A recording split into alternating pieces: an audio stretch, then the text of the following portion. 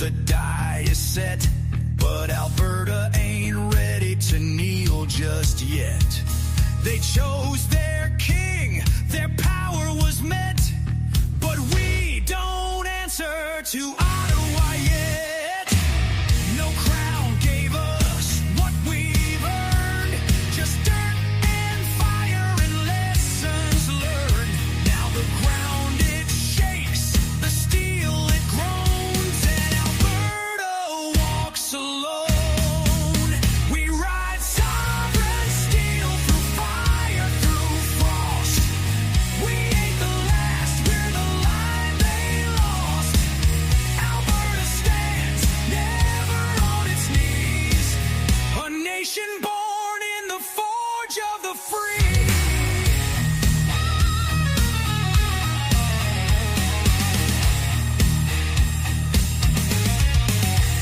From the rigs to the rails, the crops to the code, we lit their streets, we bore their load. They laughed at pride, they mocked the West, but freedom don't die, it just waits for the test. The cowboys ride, the farmers rise, 5 million strong under open skies. No leash, no lie, no.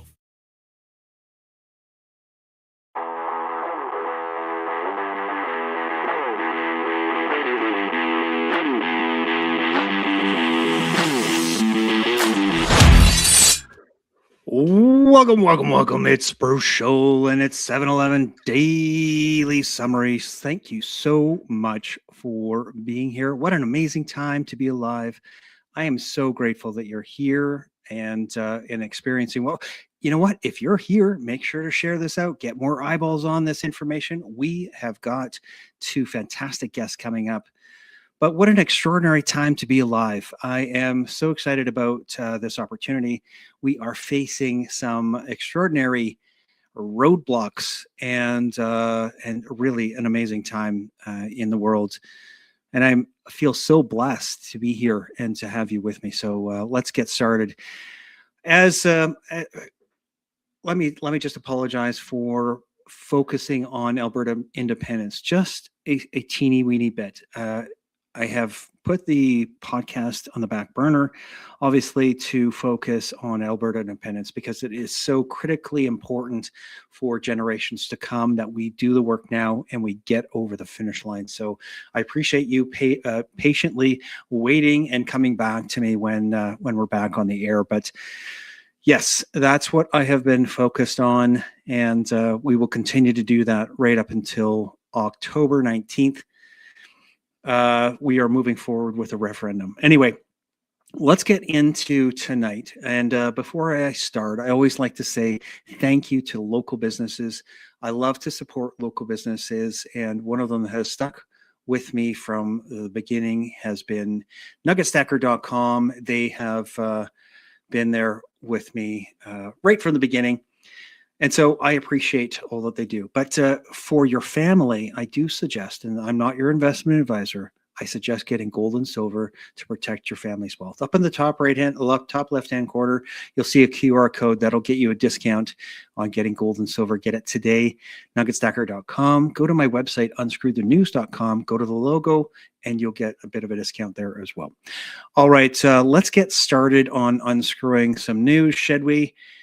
I am coming to you from the heart of the battle-ready nation of Alberta, and we bring you truth and optimism. Our goal is to break free from the media and the globalist mind control.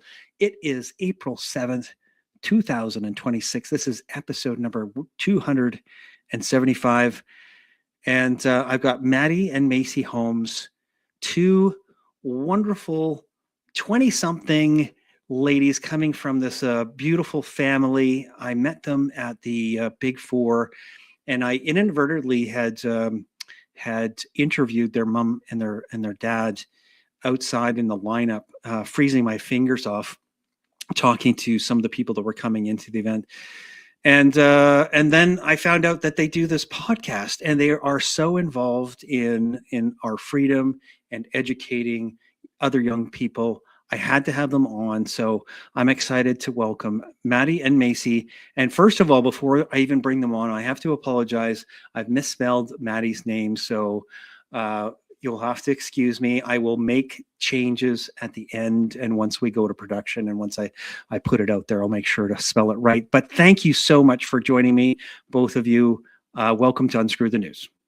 Hello. Hi. I can't believe you dead named me. Oh my God. Is that a thing? Is that still a thing? Have we not moved past that? I really hope not, but I believe it's probably still a thing.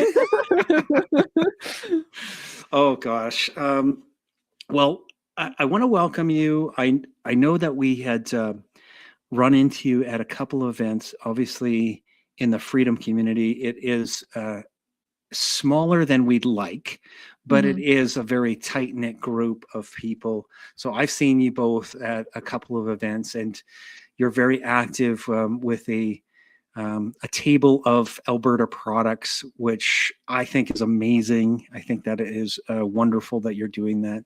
And I guess I kind of do a similar thing. I've got some merch as well that, I mean, show the Alberta pride. That's what I think. Yeah. And display it proud for sure. Mm-hmm. Okay. So where should we start? Can you tell us a little bit about, maybe I'll start with you, Maddy. Tell us a little bit about your family, because it is a bit of an extraordinary family from what I understand. And I understand that there's 7 of you. And do you want to give a little bit of a background on you and MayCee and maybe your whole family? Sure. You should disclaim that not all of them came out of our mother. Just about to say, yeah. So there's the Holmes blood. There's only 5 of us, but Only 5. Yes, only 5. Yes, mother had 3. She's quite productive. Yeah. Right. It's me, MayCee, and then we have our older brother Sebastian. And then when COVID hit, Sebastian actually, he had just prior to COVID, he had invited his best friend to stay with us because his parents moved away to Ontario, and then COVID hit.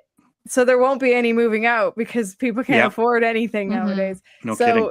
That best friend became a family best friend, and then he stayed with us, and so we've adopted him. And then Sebastian also happened to bring in his girlfriend, who her mother also lived in Ontario, but she didn't want to put her roots there, and so we adopted her. And then we've adopted children. It's hilarious. It's funny because it's actually an overall disposition. We just had another guest over just last night, and it's something that we kind of grew up with. And some people that have come over to our house, they say it's old school, but it's all we know is just hospitality and service. So we've been inviting strangers over for like Christmas dinners since I can remember. You know, that's just kind of the family we are. So we invite people for dinner when we want to get to know them more, give them a turkey or whatever. That's just kind of that's why Chris Scott is always something that resonates with Miss MayCee and I so much, because he gives away, you know, turkey dinners on Easter and then Christmas. So we really resonate with that. But our family, that's just kind of something we've done throughout all of this. And I think that might also translate into why we care so much about being involved. I mean, before COVID, don't get me wrong, we were the hockey, you know, 7 days a week family. Bread and circus. We didn't have good diets. We ate McDonald's like 4 or 5 times a week. So we were completely oblivious to anything. You know, we thought voting once every 4 years was our civic duty. That was our family. Really? But yeah. It wasn't until COVID that we started looking at governments and then start doing But your mom and dad, they weren't. Were they? No, or they were awake, or they were asleep as well? They were asleep. Whole family was oh my gosh. Well, that's really? why it's funny, because some people, you know, their families unfortunately split up during COVID. But our family kind of got stronger during COVID, which is a very rare case, but that's kind of what happened. Really? Wow, that's interesting. Okay, so maybe this is the perfect time to bring on stage another family member or two, and so I'm gonna bring them on. This is Mike and Noelle. Is that right? Yeah. That's okay. Yeah. Yes, sir. So this is the interview that that I did outside of the Big Four, and was it January 26th? Was that the date? Yes. I can't remember now. Yes. I think so. Yeah. Anyway, so I'm gonna just play a little bit about it because this is the first Holmes couple that I met right here. So stand by. It doesn't matter the steps we make here in Alberta as far as they're concerned. They're going to thumb their nose. So if you actually look, when you get people that are willing to come out and stand out in lineups, similar to what the truckers were doing when they went out to go and make their declaration, this is about showing the people that we can take the right steps and we can show the kind of courtesies and the right legal avenues necessary to demonstrate that we have grievances. But Ottawa has no intentions of listening to those. And that's why civic actions, it's going to be the only route that we can take. Yeah. Amen. Amen to that. That's one of the reasons why I'm standing in line. You have kids? Yeah, they're here. Any chance that you're here for your children and their future? Yeah, my kids are here though, and they're helping out and Oh, volunteering. great. I'm here for the grandkids that aren't born yet. Right, Yes. right. So do you have kids that are out of the house or are they still in the house? They're all out. They're all, All adults in the house. That has a lot to do with economic reasons that are also a downstream That's my question, consequence of where we are. Yeah, no, absolutely. Are they in the house? We got 7 people in our home. Is that right? Yeah. Okay, now we're going to go back to you guys. That's an attractive face that you've paused on there. Okay, maybe I'll just give Mike a little bit of a... There we go. All right. So he brings up an interesting point, and this is where I guess my beginning point was with the Holmes family. I had a chance to talk to your mom and dad, and we got into obviously the number of people living in your house. And it sounded a little bit odd and very different from a lot of us, right? Where kids are out of the house when they're 18 or 19 or whatever the case is. And the question that I was asking them obviously pertains to you guys and to my children is how are you looking forward to affording your family of your own and a home, because with the status quo, obviously we're moving through that process today. You and Maddy, MayCee, and myself, we're all working towards a better future here for Alberta. But that's a big challenge for yourself and other friends. Do you want to speak to that, MayCee? Yeah. So Maddy and I kind of, when we're talking about the economics of the situation, we kind of think that I go back to an analogy where it's like back in the day, a janitor and a milkman or a mailman were able to raise their family based off of their profession, and they were able to make ends meet. And now we're at a time where you need to be working like 2 or 3 or 4 jobs in order to try and keep yourself afloat. And the price of things is absolutely ridiculous, because not even like our house, maybe I don't know, a couple of years ago was like 400,000, and now it's apparently 700,000, and that's just not what it's worth at all. It's like looking at it, you're like, nothing about it screams that it's worth that much. Right. And that's because our dollar has clearly been devalued, right? But then with all of the policies that are coming forward from Ottawa, it's basically just putting a cap on what our potential could be. And so when me and Maddy are looking at like, how are we going to afford to like live anywhere other than where we are? Because I think the thing is, like you mentioned, that young people usually they leave the house at like 18 or something, right? It's like what we learned from our family kind of coming together is that we want to stay together, actually. And so if we had known what we know now, we probably would have gotten a property and probably started a little like mini commune, in the sense of all of us, we might have like our chickens, we might have been raising our cows, we might have enjoyed making a garden and like us being together. Because the thing, like many cultures have the sort of dynamic where families have like multi-generations within Yes. the circle. And then they help raise the children, because there's the role of the grandparents to kind of be the guide to say, okay, so for all of the things that you don't know as a new parent that you've never experienced, here's where my knowledge comes up. And hopefully they're not supposed to tell you how to raise the children, but they're supposed to help you figure out how to. And then, so by that dynamic, our family was like, well, it's a bit of a psyop of just trying to, force young people out of the household. Yeah, if you look outside of the West, like that's not how their cultures work. That is a West psyop, and this whole multi-generational family homes, that has completely died in the West. And so people often describe our family as like, they'll say, a Middle Eastern or an Asian family or a European family, but white. But what? Yeah, exactly. Well, I mean, because like you get more money from that way, actually. Like our system is designed where kick the young people out of the homes away from their parents and such, and it doesn't mortgages for them. Exactly. Like now you got mortgages and you can tax the income and such. And so it's like we kind of were like, well, if you, adding to the question of how do you plan to afford things, it's like, well, the way things are going, if there is a financial collapse and like when that happens, right, then that'll get renegotiated and we'll have to figure that out.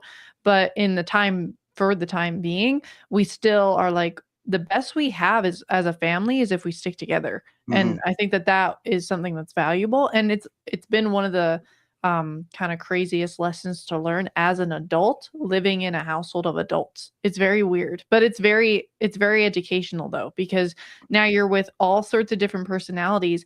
And what happens is the role of like mom and dad, it starts to kind of shift to just they're human beings and they're your friends. And so how do you navigate that relationship as well? And so then coming back to the economics of it, it's like Alberta independence for us was kind of one of those, well, this is a time where we can now have a participation as to what our destiny could look like. And don't get me wrong, I mean, there's lots of people that they're like, well, if Pierre Poilievre just got in, right? If the Conservatives just got into the federal government, then everything would be better because they'd give us a pipeline and all of this fun jazz. And, even doing the work of like Corey Morgan, for example, Maddy can speak to the fact that the sort of, I guess, policies, ideas, the policy ideas that were written in the Alberta agenda of just trying to strive, trying to strive against like sort of Ottawa's push onto us and what it is that they're doing. It's like that has been not only negotiated for a couple of decades now, but it still hasn't happened. You mean it's been thwarted for a couple of decades? And it still hasn't happened. Like even under a conservative majority, it still hasn't happened. And so, Ralph Klein, who is, Danielle Smith's, everybody compares her to the female Ralph Klein. Ralph Klein didn't implement the letters. He didn't fight for that. And then Stephen Harper, who is one of the MPs that supposedly put letters forward, he got in. He didn't implement any of that. So it's like the conservative movement. And we're involved in the conservative movement. We are UCP members and we attend the AGM and we do the UCP youth stuff. We're VP of youth on our board, but we won the Rising Star Award at the UCP. That's right. AGM. Congratulations. Well, it's funny, people congratulate us, but like to us, the biggest thing was less so that like, oh, we're UCP Rising Star. It was more like the entire community that voted us in. We know our grassroots. We built the rapport with them. We've been in the trenches with them.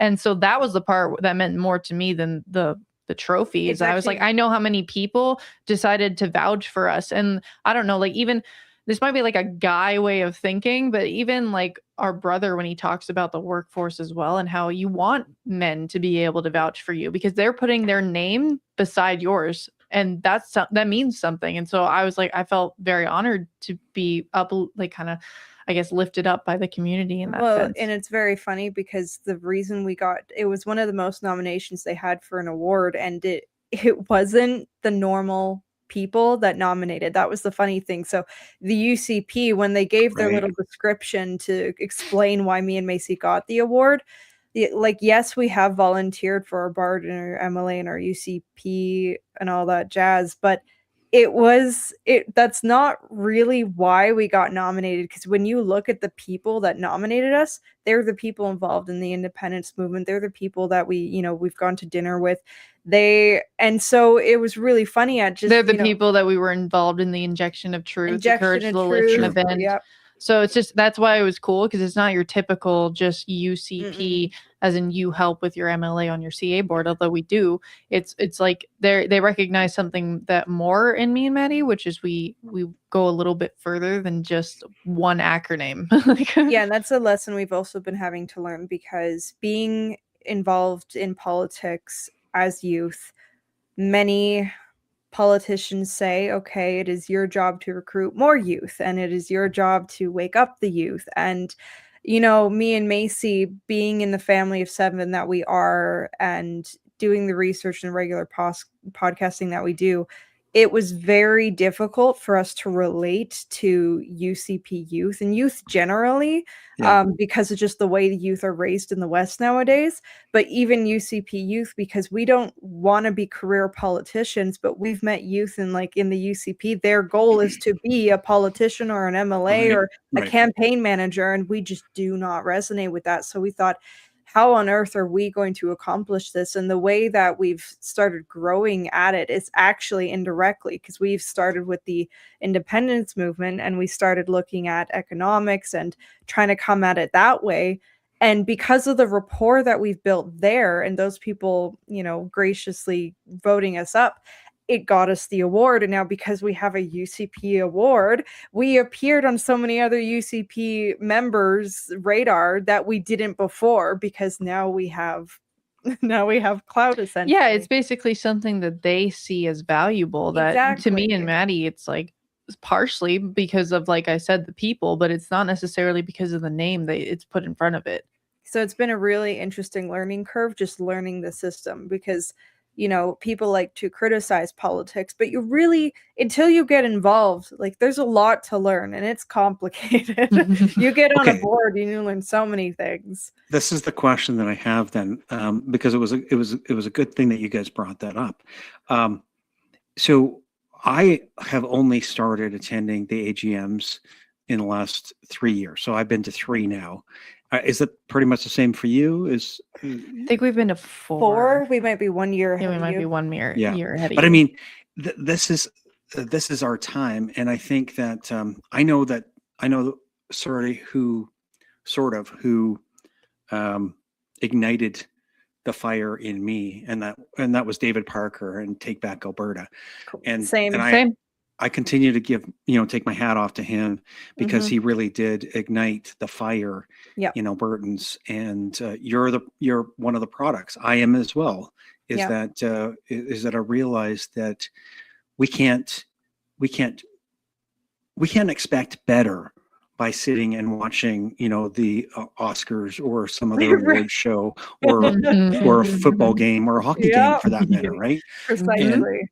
And so you getting the award, I was just thinking about so all the people that wouldn't normally vote, they're now participating, like you and myself. And so we have a whole new group of people that are participating in our own a political, whatever you want to call it, political theater, or whatever you want to call that. But I mean, there's so much more participation, and the last AGM, I think, was a great.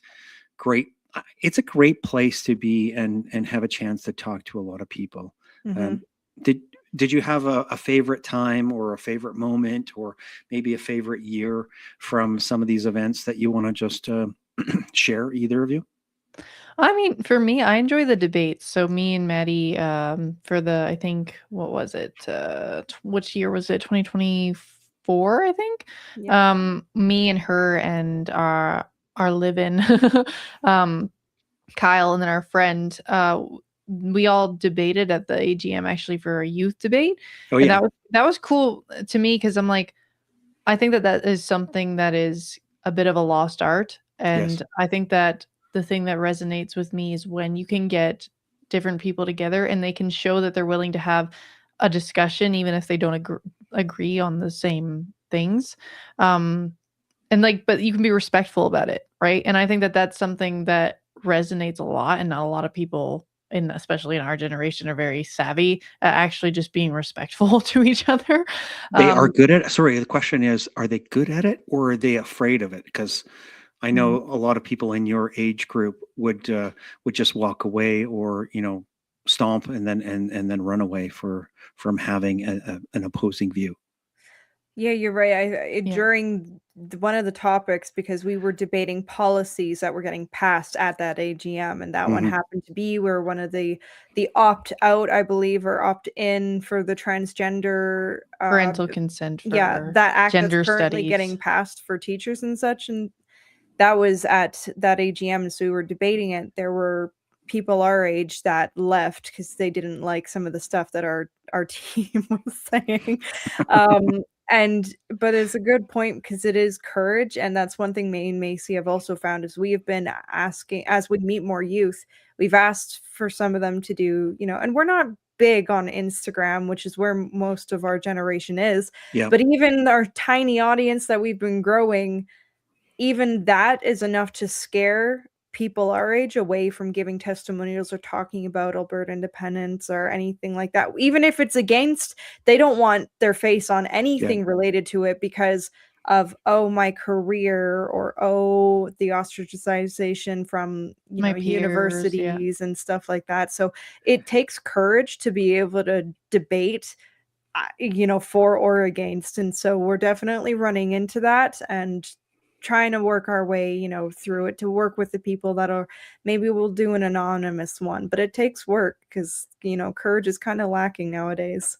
Sure is. Well, I mean, we see it in the cancel culture across the board. We experienced it in 2022 when they shut down bank accounts, and they stomped through, the crowd in Ottawa, and the censorship that came during that and after that was heavy, coming down the line with Bill C9. Well, and more, right? I mean, we're seeing a lot more. It's this C22 with the ability to take all of your data and all of your conversations from social media and share it with the police and government officials. It's just absurd. I want to go back and ask both of you, because this is something that I continually ask people, is where did what changed in you? Because you told me that you ate McDonald's all the time, and you were not necessarily focused on freedom prior to COVID. So maybe I'll start with you, Maddy, and I want to have both of you answer this. But there's a switch that's been flipped in a lot of people. And we see it at freedom events. So for you, was there a specific event, or was it just COVID in general? Yeah, well, so a little bit before COVID, the whole Trump's first inauguration in 2016. That was because what the first thing that kind of entered this household that started us to think a bit more critically was Jordan Peterson and the intellectual dark web. And so because of that era, we started to get more involved in just watching podcasts, and that naturally, I find a lot of the people we've been talking to, they've started following US politics because it's more engaging, it's more transparent, like it's easier to find things on that. So we were watching the IDW and looking at Trump and the arguments of the Black Lives Matter versus, what he's going through. Right. So we were following that. And then and that's funny, because you think with those roots and people like Jordan Peterson and then Steven Crowder, Ben Shapiro, Gad Saad, all of those people, that you're building a good foundation, and then COVID hits, and even those people ended up getting subjected to the tyranny, and they didn't read the medical literature. So it's really interesting. Yeah, like none of them were talking about the vaccines. None of their platforms were really mentioning it. Yeah, and it was because of Jordan Peterson, he had done the carnivore diet to help with his autoimmune diseases, which is what our family did. Originally, it was just my mom and dad that were going to start it because they were quite large and in charge. But and then they looked at the family and said, "We're going to do this thing. You're not obligated. We can still cook normal dinners and all that jazz. We're just going to start it."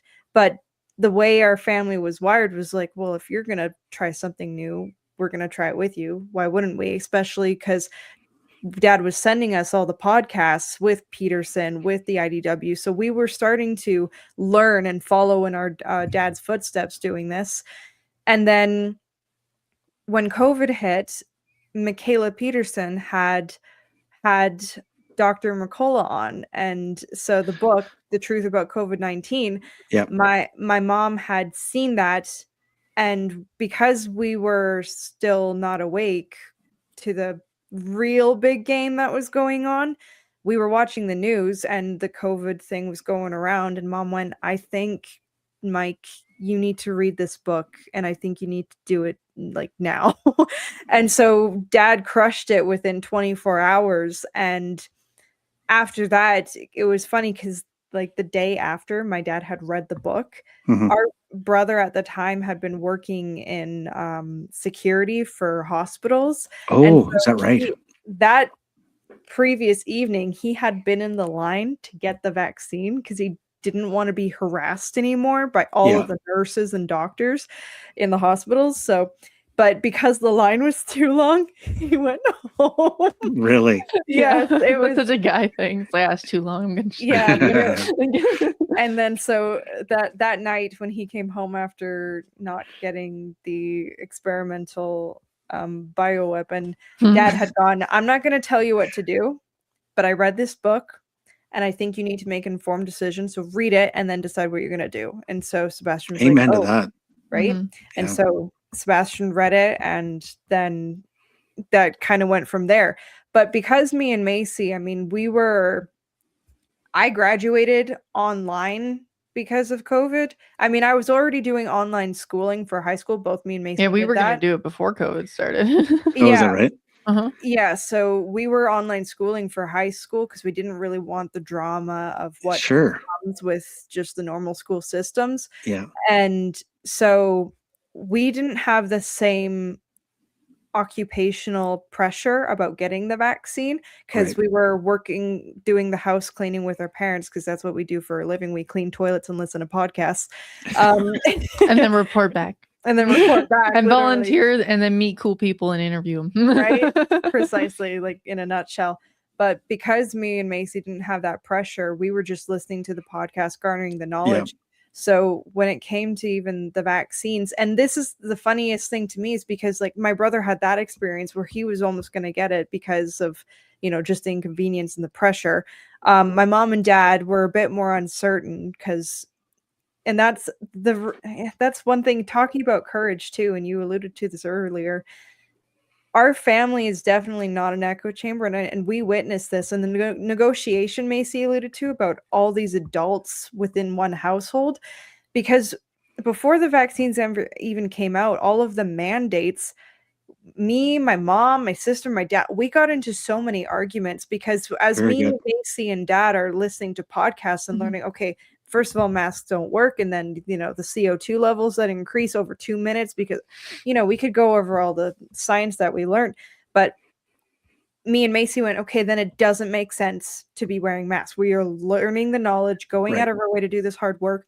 Why are we doing it? And so we would go into grocery stores with our mom and she'd be wearing the mask because you alluded to Kathy and Angela. Oh, the tribe being kicked out of the tribe. Screen, and they are, working with the women, and there is a real validation to women not wanting to be the outliers and not wanting to leave the tribe.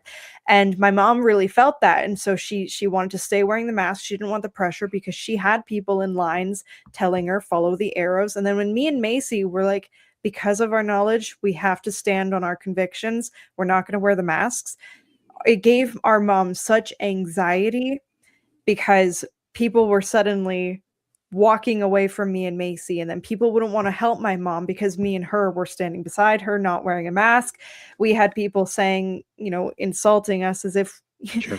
us young people are going to kill their grandma. You know, it was really a nerve-wracking time, but our whole family went through each of their own struggles within that, and that was something that also just kind of strengthens to stand on a conviction. It was very nerve-wracking, but I think that's also why it's easier for us to do it now, just because even within our own household we had contention, and so we had to really understand why are we standing on what we're standing on. So there wasn't just these whimsical ideas or these arbitrary principles because we were negotiating and arguing with one another. We really had to have a reason. And so that was kind of for me anyway. I don't know if that was kind of the gradual, and I had friends at the time who, between the Trump thing and then the COVID thing, I had friends from Ontario and online who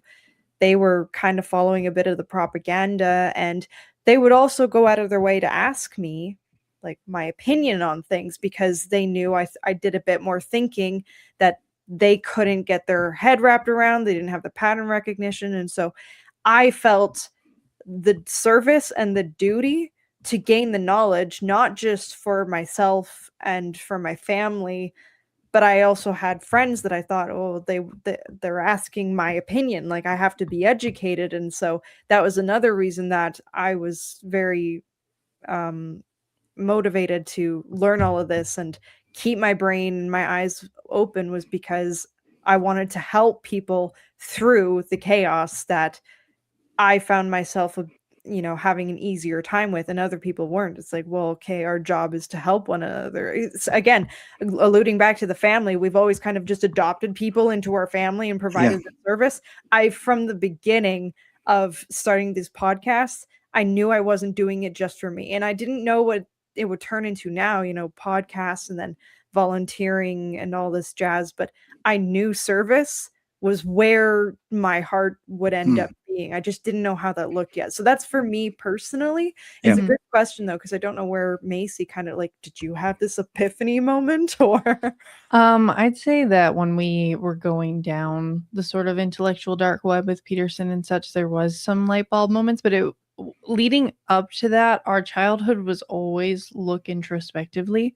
And so the nice thing about, I guess, our parents is they had something about them where it was like, if I don't know, I'll find out and we'll figure it out together. And that was something that it was, as a young person, you sometimes get so caught up on, oh, they wouldn't possibly understand what I'm going through, and blah, blah, blah. And our dad was never afraid to kind of look at us and go like, no, like I was once you. So I know exactly, like, you'd be an idiot to think that, like, basically. And he was never afraid with going, like, most young people, they're just told that they're okay the way that they are. And it's like, my dad was like, no, you're not. Like, I'm not. He's like, I'm not okay the way I am. And I'm like, at the time, like 40 something, 30 something, it doesn't matter. So there was always the recognition that like you're a human being. So there's going to be ebbs and flows of your identity, of the person next to you's identity.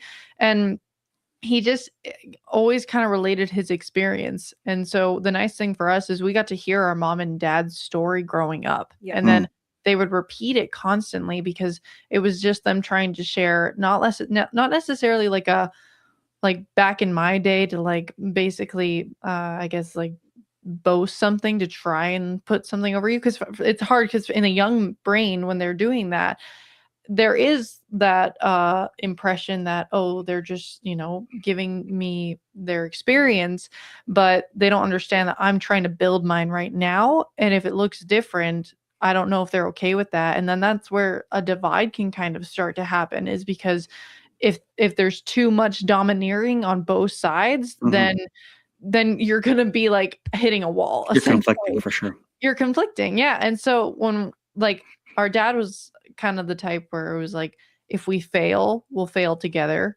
Right. And then if we don't know, we'll figure it out. And it was also one of those things where, because he took a lot of responsibility and he tried to model it of like, what does being responsible for my family look like?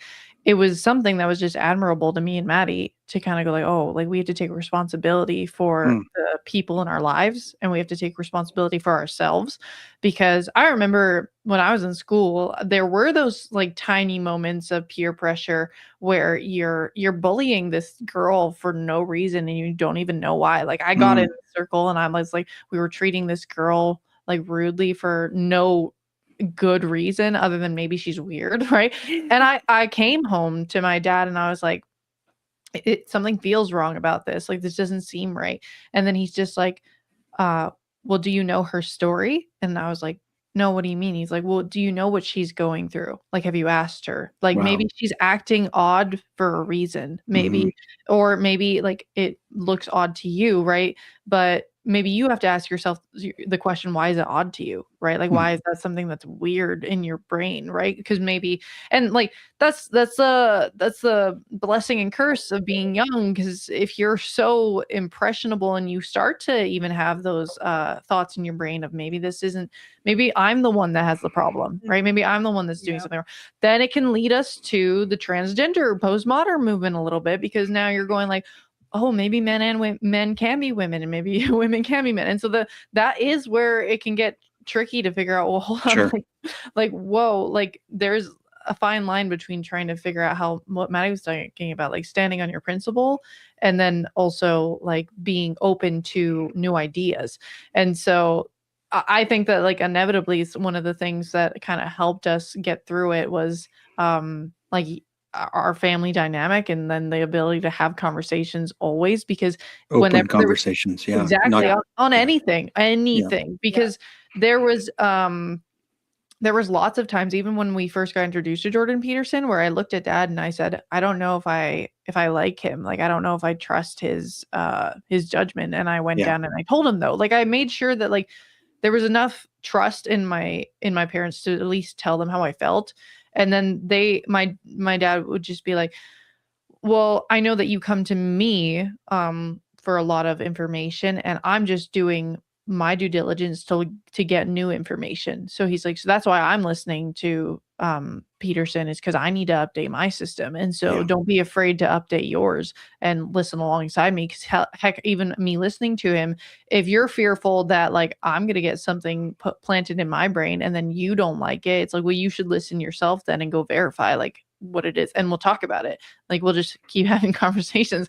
And so it was like, oh, okay. So, and then it did start to spiral into listening to it more. And I think the biggest thing was the demonstration of character. Like our parents and our dad, like they kept on listening and updating themselves. And that was something that like you would think that the younger individual is meant to update the parents. And in some way we have updated them on many of topics, but it's not, it's reciprocal. Yeah, it's reciprocal. And even like when I say many of topics, that's something that is, I think hugely a key thing there, because when you're having your family split off over one thing, such as like COVID and the vaccine question, no family should be splitting up just because you're having one thing that you disagree on. Out of all the thing of topics, out of all the things that you've agreed on thus far, leading up to this one argument, like you kind of throw out all that context out the window, and it's like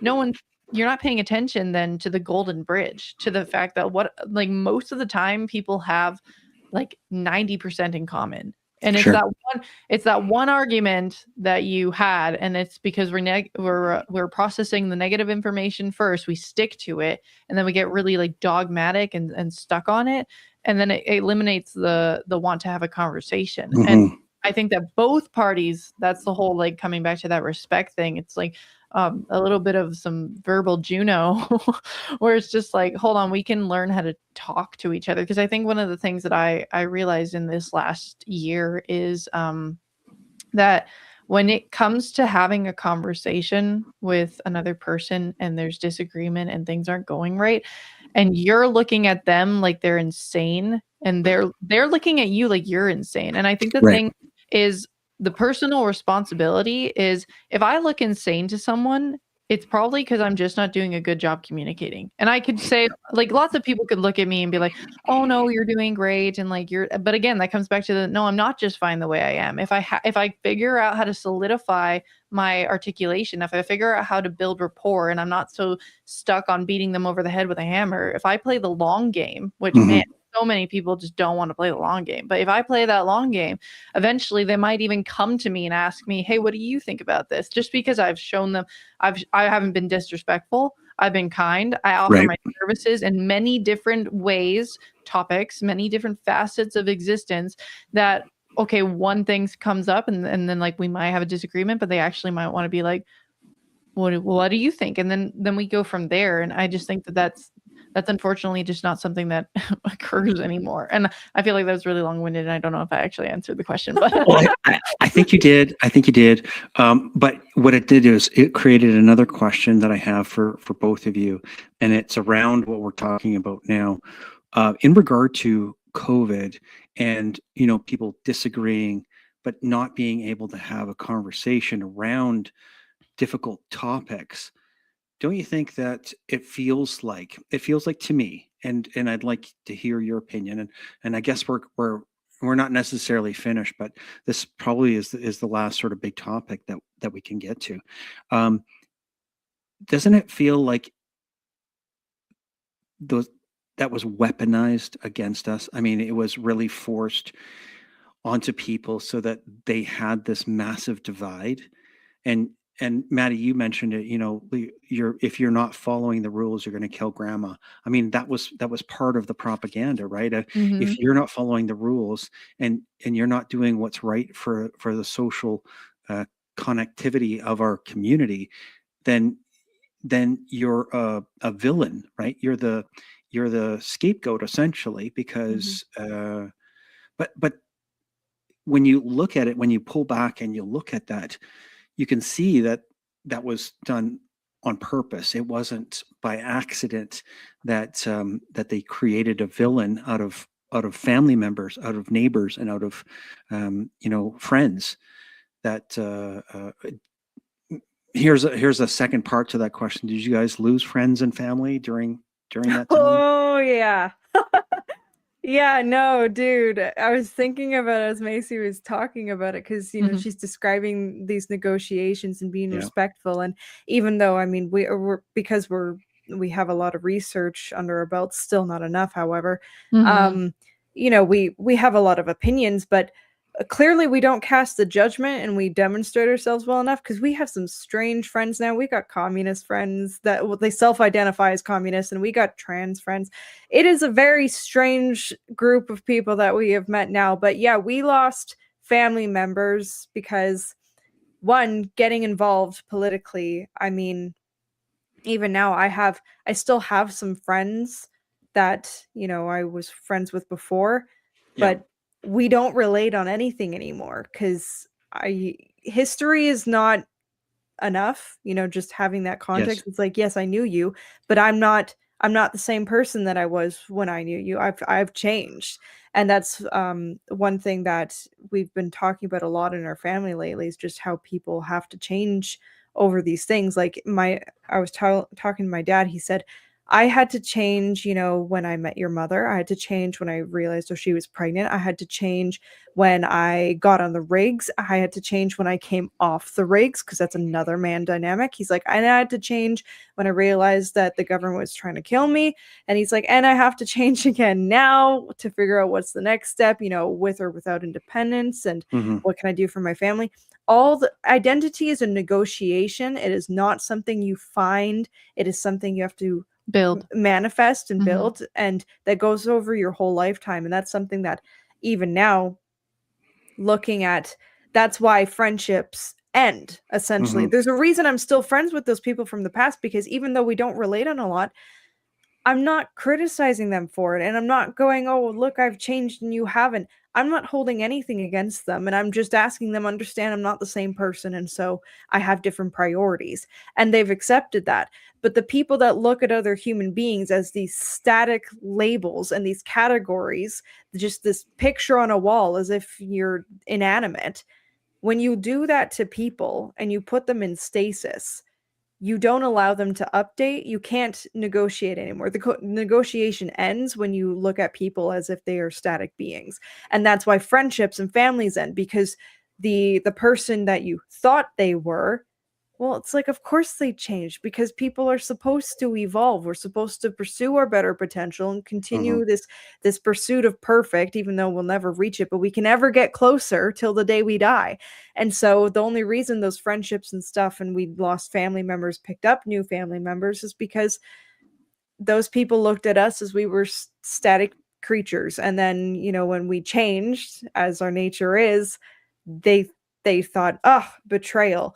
And that's one of the things that our family, we do a lot of talking about it's actually our recent series on our podcast is on changing axioms and trying to re-normalize the fact that axioms are supposed to change, and you're supposed to update. You're supposed to remap, as Jordan Peterson says. You're supposed to remap yourself and your thoughts on a regular.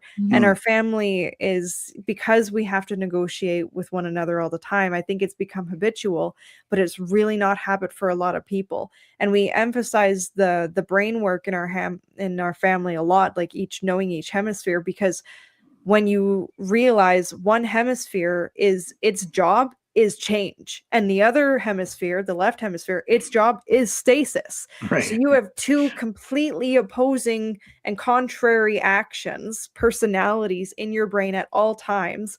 And just like you have to negotiate with those family members you lost, or the family members still in your household, and those friends that don't agree with you, you are having a 24/7 negotiation of stasis and non-stasis in your brain at all times. And so knowing that, it has become a whole wide range of knowledge for us to be able to look at other people and negotiate with them better, because understanding our own brains, we can demonstrate ourselves better. And, if we feel ourselves leaning towards more stasis and we're not really budging, we're not being open, we're not willing to negotiate, we can take a minute, step back and go, whoa, whoa, whoa, okay, let's try and re-invite the open side of my brain. And then we come back into the conversation. And then, even knowing that, okay, I know that about myself, now you're in conversation with somebody else, and your family member, your coworker, whomever it is. And if they're a bit stuck, not to get stuck with them and double down on them. It's like, okay, they're not there yet, but that doesn't mean they won't be.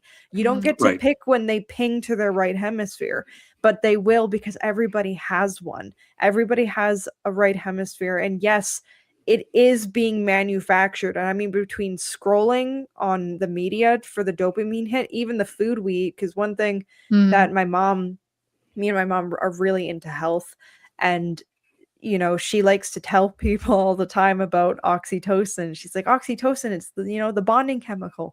But the reason why it's really important, because oxytocin, you can have another person, even a stranger, emulate it just beside you, but not when you have a bunch of dopamine hits. Dopamine can inhibit your oxytocin release. So your actual response to connect with people and be able to negotiate better, when you are constantly going for the dopamine hits, which we have, there's between the drugs, the food, the entertainment, they have gone out of their way to induce a dopaminergic activity all the time. And which, funny enough, again, the brain, the left hemisphere, which is the one that's reliant on stasis, its main hormonal activant is dopamine. Sure. And so they have been intentionally breeding a left hemisphere society. And so our family's like, okay, so we need to learn how to bring back the right hemisphere in society, which everybody has. And to me, that's also very hopeful, because some people will learn the knowledge that we do. They get blackpilled, or they start to look at humanity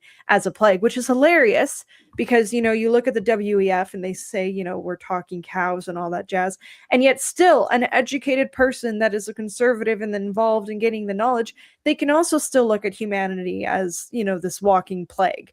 So it's very, very important that people try and re-invite the right hemisphere, which is the open negotiation, looking at people as fluid things, because you can get stuck on the educated side, you're the academic, you've learned this Sure. for years, you can still get blackpilled and get stuck there as somebody who's not educated. So that it really humanizes everybody when you learn stuff like this. But yeah, MayCee, you can talk on it next. Oh my God, I feel bad we're going over time, but oh no, it's all good. Yeah. Oh, okay. Well, I'd say that I need you to repeat the question. Actually, Yeah. My question. let's simplify the question. It was about COVID, but really, did you lose family and friends in that process because of the manufactured? Because of divide. the divide, the villainization of our friends and our family, and really making that it wasn't something that we would normally deal with, right? I mean, we wouldn't be villainized. There's a number in my family, let's say, of family members or friends that are now dropped off because we weren't allowed to have conversations. I wasn't allowed to have an opinion in regard to, let's say, the vaccine mandate or mask mandate or whatever. Anyway, I'm just asking you, did you experience that as well? Yeah, as Maddy alluded to, we did lose some people, and it was interesting because it was more so actually kind of like our lifestyle. Our lifestyle started to change, and so when we got updated, it was we want to quit watching hockey, we want to go to events now and volunteer, and we want to spend our time listening to podcasts and all of that. And so I think that it could be a simple analogy is I don't know, you're a party freak during college years or something, right? And then afterwards you actually just start going I kind of want to focus on my studies, I don't really want to attend. And then all of a sudden the peers come in and they're like, well, why don't you want to, you're not fun anymore, what changed? You used to be so cool, right? And so that's what it kind of felt like, is a little bit of we're just going down a different path now. And I think that one of the things is a lot of the times you'll see all the time on the internet that it's in order for a relationship to stand strong, it's not during the times that are the most comfortable and the most lovey-dovey and gazing into each other's eyes or whatever, just sunshine times. It's the times that are the hardest that's going to test you as to whether or not you're actually built to last, kind of thing. Because can you rise together or will you split apart? And I think a lot of us, COVID, I think, was the giant litmus test for a lot of different relationships and whether or not they were built to last.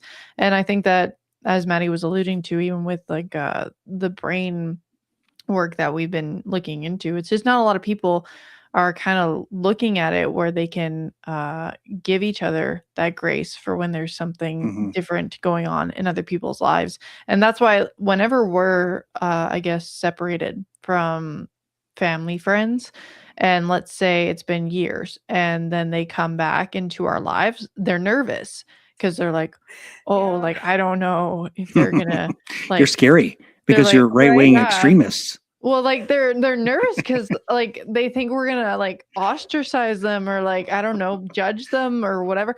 And the thing that we always do, kind of for better or worse sometimes, because sometimes it's not always helpful, but what we usually typically do is when someone comes back into our lives that was there previously and the river kind of converges again, just for maybe a split second or for a little bit longer, we always kind of take them for where they're at.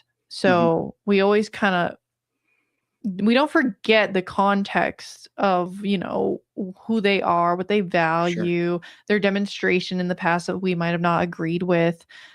We don't disregard it, but we do we would treat them the way that I guess you would want to be treated, in the sense of okay, I would like you to take me for where I'm at. Period. And so I'll take you for where you're at. And then we'll just go from there. And then you might discover that, oh, lo and behold, they didn't really change very much, which is something that we definitely have experienced.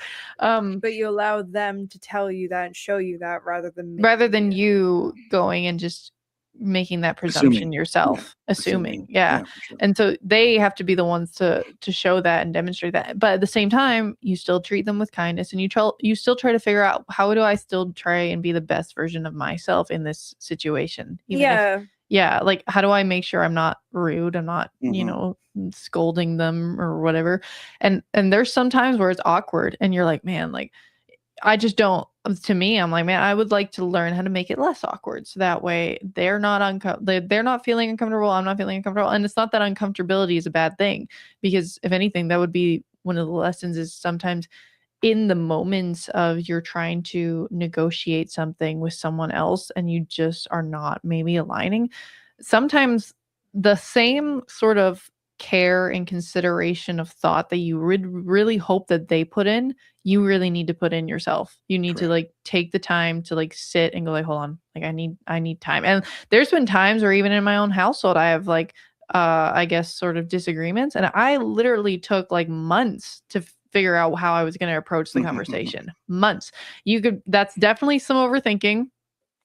But there's also some legitimate, like I need to gather more context, and I really need to think it through, and I need to figure out how do I best articulate it, because the nice thing about living in a household of people is that you get to know them and understand sort of what makes them tick, but also what makes them I guess feel respected. So if you're like, oh, okay, like how do I best approach having a conversation with someone that I'm so familiar with, so that way I just don't piss them off, because I want to have that conversation where they'll listen to me, I listen to them, and we can kind of get somewhere.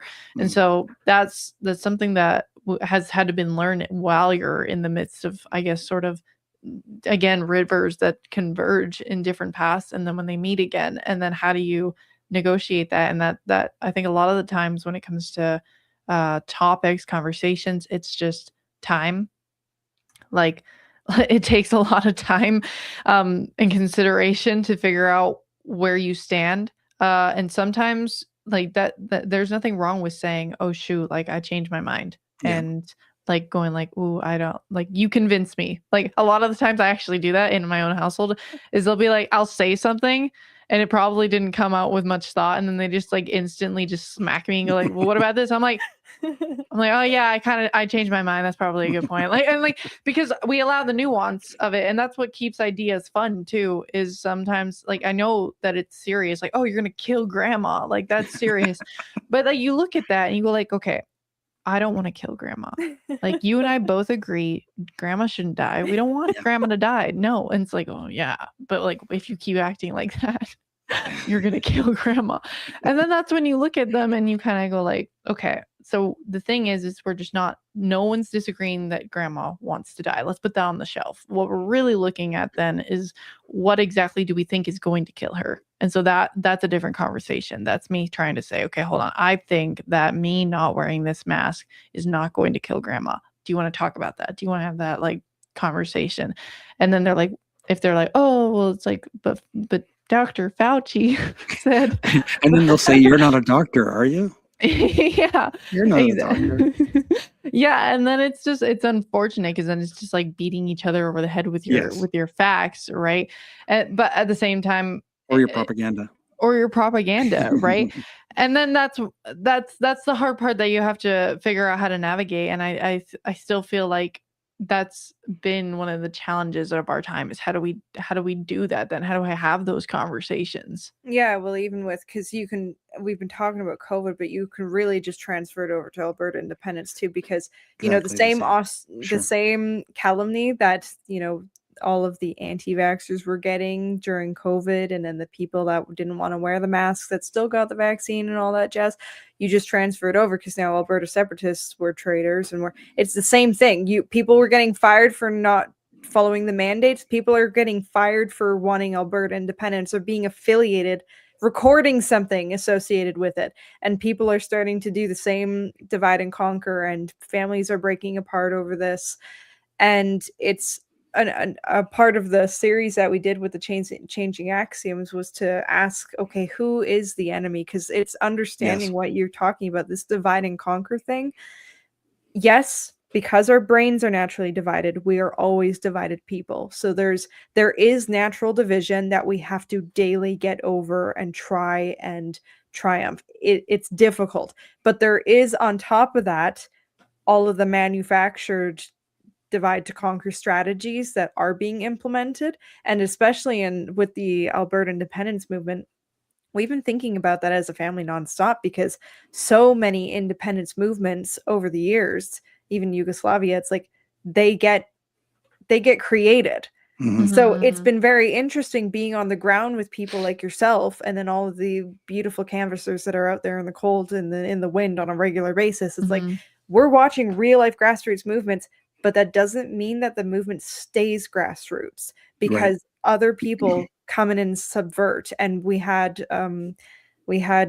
Colonel Towner Watkins on, and Alex Craner and Tom Luongo on, just to help us and help Albertans get this wrapped around their brains, because the divide to conquer thing happening regularly on your screens, it's happening in your families, it's happening in your home, it's happening in your brain.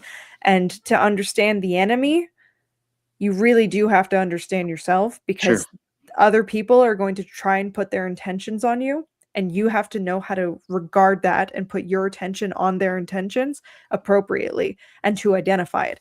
And that's difficult, because there is so much divide to conquer going on, especially now in Alberta, because the whole world is watching us. Literally everybody.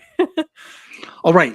You two have impressed me like I thought that you would. I really had high expectations, and you have blown me away, and more than likely our audience, with I think an amazing family. And it sounds like we're going to have many conversations that we can explore many different things.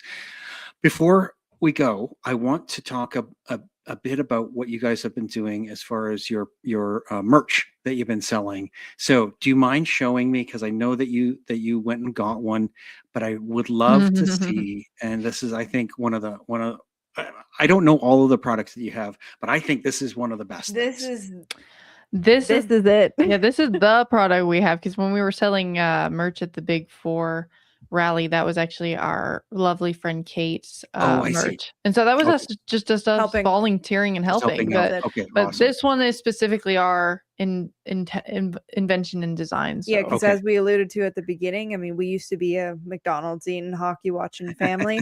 And talking about this whole podcast has been about dialogue and conversation, how to negotiate.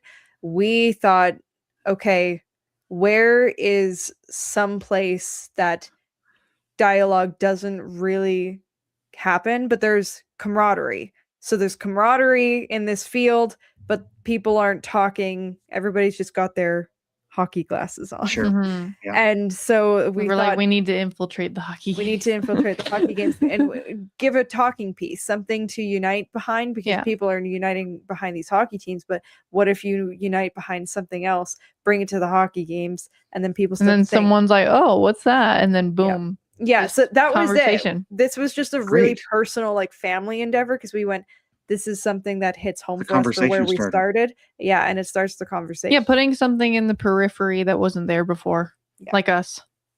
Right? Okay, let's see. Yeah. It is absolutely beautiful. I think you did a great job. That is awesome. Thanks. We're going to make sure to have, now, can we buy it online? I mean, is that something we can do?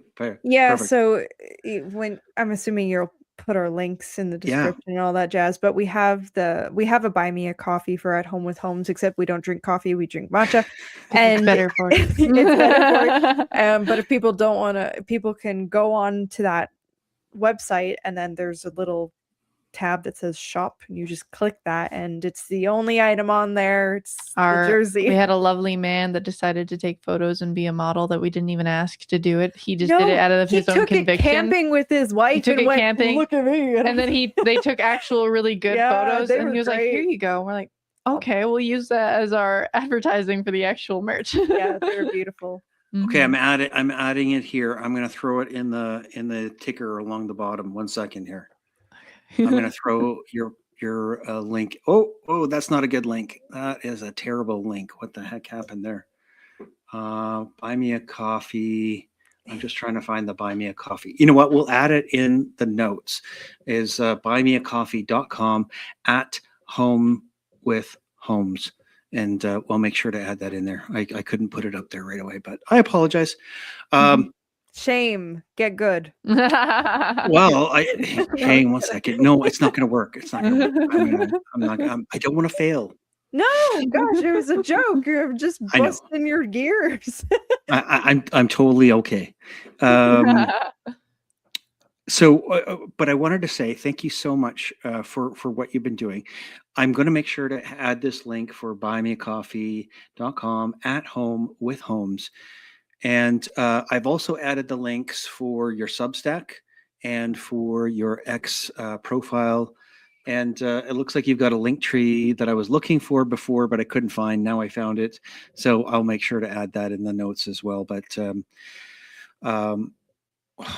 what else? What's the next episode? You guys have episodes coming up.